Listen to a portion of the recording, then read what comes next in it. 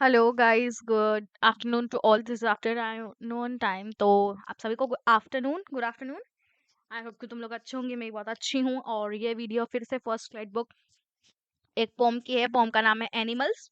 ठीक है, तो हम लोग चेक करते हैं कि ये पोएम जो है एनिमल ये क्या बोलती है। Okay, animal.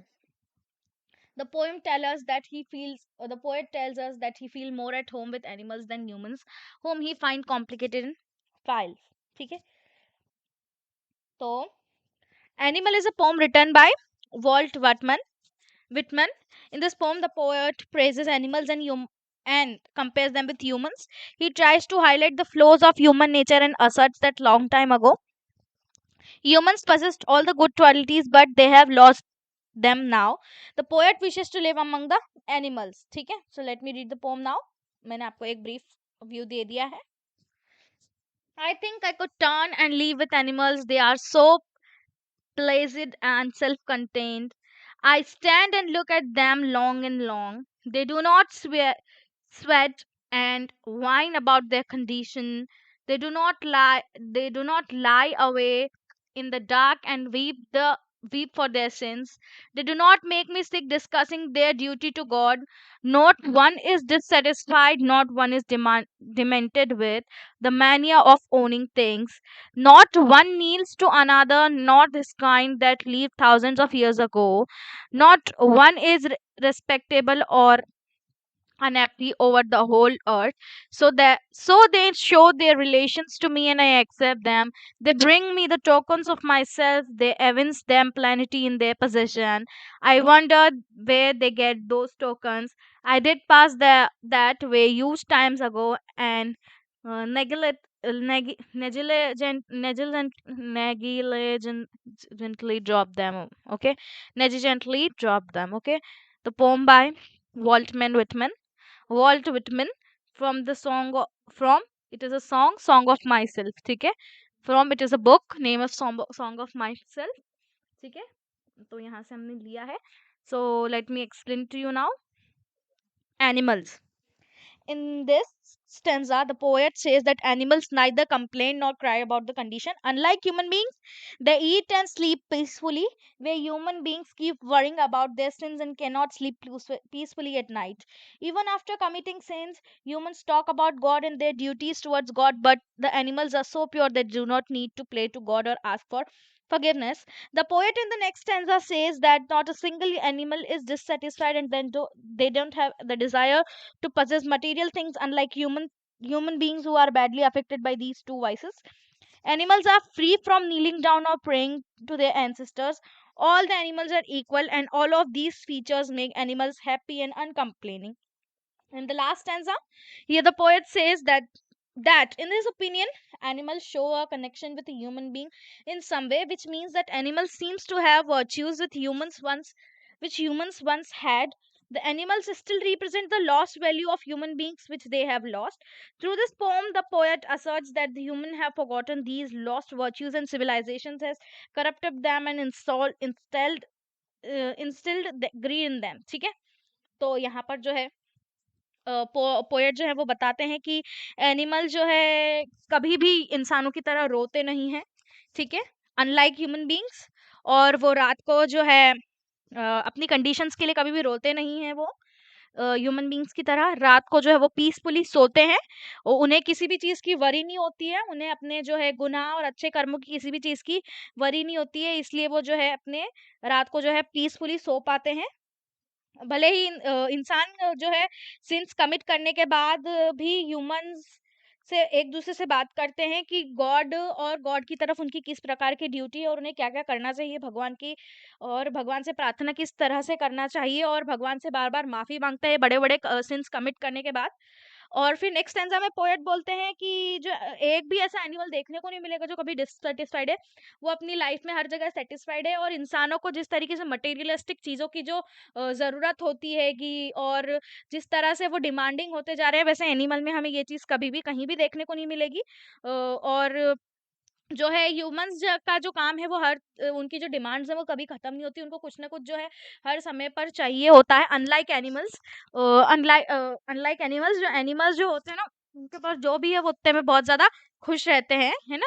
आई होप कि तुम लोगों को समझ में आया होगा कि ये वाला पैराग्राफ क्या बोल रहा है। लेट मी डिस्कस जो है नेक्स्ट पैराग्राफ।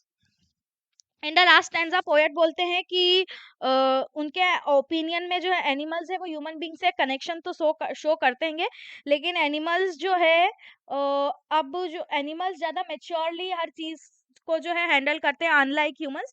जो ह्यूमंस हैं वो हर चीज़ के पीछे भाग रहे हैं, उनकी जो एंसिस्टर्स है और पुराने लोगों में जो एक प्योर वैल्यू और प्योर हार्टेड और प्योर सोल वाली जो कंडीशन थी और जो चीज़ अप्लाई होती थी, वो आजकल के प्रेजेंट ह्यूमन बीइंग में हमको कहीं भी देखने को नहीं मिलती है। ये करप्ट जो है सोसाइटी है, करप्ट सिविलाइजेशन है, इसने इंसान को ये भुला दिया है और इंसान के अंदर जो है ग्रीड जो है हर चीज की पैदा कर दी है। भले ही वो फिर कोई मटेरियलिस्टिक चीज की ग्रीड हो या मनी की ग्रीड हो या रेस्पेक्ट की ग्रीड हो, तो इंसान जो है प्रतिदिन दिन पर दिन जैसे बढ़ता गया, सिविलाइजेशन ग्रो होता गया, वैसे वैसे जो है इंसान जो है ग्रीडी होता गया। और एनिमल्स में उसको किसी भी तरह का ग्रीड और किसी भी तरह का सोरोनेस और अनस्टेबिलिटी और क्राईफुलनेस कभी भी जो है आई वुड से कि राइटर को देखने को नहीं मिलती हैगी। हालांकि राइटर जो है एनिमल और ह्यूमन को जो है कंपेयर भी कर रहा है यहाँ पर, और उन दोनों के बीच का डिफरेंशिएशन बता रहा है कि जानवरों में अब ये चीज़ें मौजूद नहीं है। जानवरों में किसी भी प्रकार की जो है आई वुड से उनको ऐसा नहीं होता कि रात को नींद आ रही नहीं आ रही है, उनको या किसी भी चीज़ का टेंशन है। दे आर जो है मस्त अपनी दुनिया में मस्त मगन होते हैं, उन्हें दुनियादारी से कोई मतलब नहीं, उन्हें मटेरियलिस्टिक चीज़ों से कोई मतलब नहीं है। वो अपनी लाइफ में बहुत ज़्यादा सॉर्टेड फील करते हैं और अपनी लाइफ में जो चैन की नींद सोते हैं, और वो इंसानों की तरह कोई भी किसी भी प्रकार का जो है सिंस कभी भी कमिट नहीं करते हैं, और इसलिए उन्हें रात को जो है प्रॉपर नींद आती है। उन्हें मटेरियलिस्टिक चीज़ों की जो है ज़रूरत नहीं है उनकी लाइफ में, जितने भी वो खुशी से जीना पसंद करते हैंगे, और वो किसी भी चीज़ की कंप्लेंट सबसे पहली बात तो नहीं करते हैं। ह्यूमंस हर चीज़ की कंप्लेंट करते हैं, उन्हें आप कितना भी अच्छा दे दो, लेकिन वो जो और बेटर पाने की जो इच्छा है, जो ग्रीड है उनके अंदर, वो कभी भी ख़त्म नहीं होता है। और इसी तरीके से जो है comparison between human and animals is being done here. तो इसीलिए जो पोएट है वो क्या है यहाँ पर जो है ह्यूमन बनना चाह रहे हैं। वो सोच रहे हैं कि काश वो भी जो है ह्यूमन में सॉरी एनिमल में जो है टर्न हो जाते। ठीक है, तो आई होप कि तुम लोगों को स्टोरी पोम समझ में आई होगी। बहुत ही इंटरेस्टिंग पोम थी, और एनिमल से रिलेटेड पोम हैगी। एनिमल के बिहेवियर से लेकर के उनकी सस्टेन्ड लाइफ के अकॉर्डिंग ये पूरी जो पोएम है ये डिजाइन करी थी पोएट ने। और ये पोएम किसने लिखी हैगी? किसने लिखी है? Just let me know. Walt Whitman ने लिखी है। ओके, और ह्यूमन की गुड क्वालिटी और bad quality according to change of time जो डिस्कशन यहाँ पर हुआ है लास्ट पैरा में, वो भी हमें बताया गया है कि किस तरह से जो सिविलाइजेशन के अकॉर्डिंग इंसानों में बदलाव, इंसान की प्रकृति में बदलाव आया है, वो यहाँ पर जो है बहुत अच्छी तरीके से डिस्क्राइब किया गया है एक पोएम के थ्रू पोएट ने, है ना। आई होप कि तुम लोगों को अच्छे समझ में आया होगा। चैनल को लाइक कर देना, सब्सक्राइब कर देना और शेयर कर देना तुम्हारे फ्रेंड्स के साथ। प्लेलिस्ट एक बार चेकआउट कर लेना, क्योंकि जल्दी से जल्दी क्लास 10th का पोर्शन में फिनिश करने वाली हूँ। ठीक है, तो तुम चैनल से जुड़े रहो और बेल आइकन प्रेस कर देना, ताकि मेरी कोई भी नई वीडियो जब भी मैं अपलोड करूँ तो तुम्हारे पास एक नोटिफिकेशन आ जाए, तुमसे तुम एक अवेयर हो जाओ कि हाँ नई वीडियो आ गई है और you need to watch it. Okay, ठीक है, तो वीडियो पूरी देखा करो। पूरी वीडियो देखोगे तो बहुत ज़्यादा अच्छे से समझ में आएगा। मैंने इसके जो है लिटरेरी डिवाइस डिस्कस नहीं करे हैं, मैं लिटरेरी डिवाइस इसके डिस्कस कर देती हूँ। यहाँ पर लिटरेरी डिवाइस जो है वो है, सबसे पहली बात तो यहाँ rhyme scheme. There is no rhyme scheme as the poem is written free verse. Free verse में लिखा है ये पोएम को।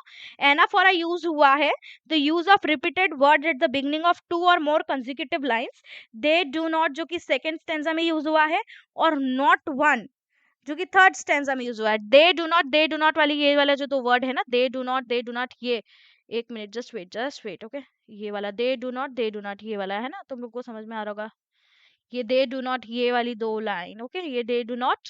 और थर्ड स्टेंजा में जो वर्ड हुआ है नॉट वन, ये not one kneels to another से लेकर नॉट वन इज रेस्पेक्टेबल और unhappy over the world earth. ठीक है, तो यहाँ पर जो है हमारा एनाफोरा यूज हुआ है। उसके बाद पर्सोनिफिकेशन का यूज हुआ है। The pome has uniform personification। और रिपीटेशन का यूज हुआ है, रिपीटेशन ऑफ द वर्ड्स और phrases in the same line, like I stand and look at them long and long. ठीक है, जो है फर्स्ट पैराग्राफ में third line, I stand and look at them long and long, यहाँ पर repetition का use हुआ है। एलिट्रेशन का यूज हुआ है, repetition of initial constant sound in the same line. They do not make me sick. I wonder when where they get those tokens and I stand and look at them long and long.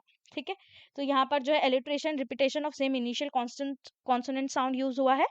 Assonance का use हुआ है, the use of vowel sound I think I could turn and live with animals. ठीक है, तो यहाँ पर जो आई vowel sound का है वो उसका जो यूज हुआ है वो एजोनेंस को बता रहा है. यहाँ पे मेटाफॉर यूज हुआ है स्वेट एंड वाइन, जो कि रिफर करता है the cries and complaints of human being. और टोकन्स जो कि यहाँ पे रिफर करता है inner qualities of human being is referred as token. ठीक है, आई होप कि तुम लोगों को समझ में आ गया. और यही लिटरेरी डिवाइस जो है पूरी पोम में यूज हुए हैं. एक बार और फिर से पोम गो थ्रू कर लो और रीड कर लेना. तुम लोगों को किसी भी तरह का डाउट है तो कमेंट सेक्शन में मुझसे डाउट पूछना, मैं श्योरली तुम लोगों को रिप्लाई करूंगी. और सारी वीडियोस एक बार चेकआउट कर लो क्योंकि मैंने बहुत अच्छे से एक्सप्लेन किया है. Thank you for watching. Like share and subscribe to the channel. Like, comment, and subscribe.